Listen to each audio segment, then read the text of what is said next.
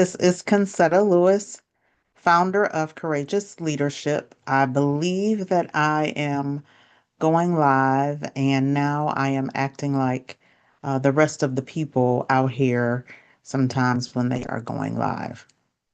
But what I want to say today is who's in your circle? As I thought about, and I have some special things I am going to do for the last few days of Black History Month, but I began to think I've got some really cool people in my circle. So today, what I want you to do is think who's in your circle, especially if you are in any sort of leadership capacity, right?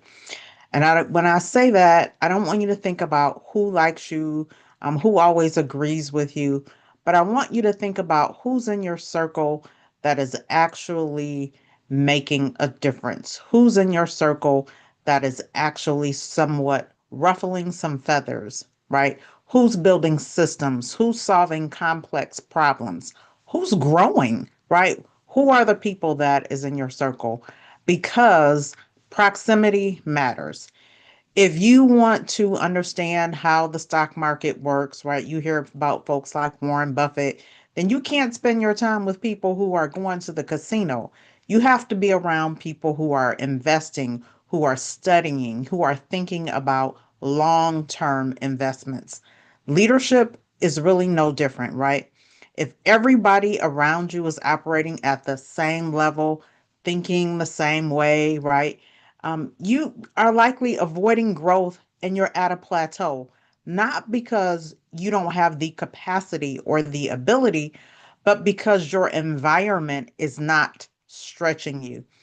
I once had a mentor say to me, if you are in a position and you feel like, hey, this is great, I've got this, I know everything to do in this role, they said, then you're in the wrong role because you're not stretching yourself, right? So strong leaders don't wait for growth opportunities to come to them. They don't sit around and say, oh, I'm waiting to see what happens. They intentionally place themselves in spaces where they can be challenged, right? They want to be in spaces where they are listening more than they are talking. And sometimes that's hard for some of us. And notice I said some of us. Um, they want to be where they are exposed to new thinking because growth requires us to be in proximity with people who are already moving, right? If you want to grow, you have to place yourself around folks who are growing, who are doing more than what you want to do. And it's not about ego, right? It's about alignment. If you want to lead at a higher level, then you have to be in spaces where folks are leading with a higher level of leadership.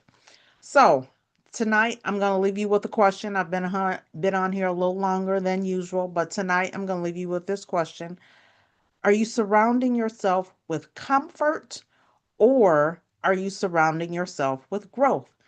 Because courageous leaders are intentional, right?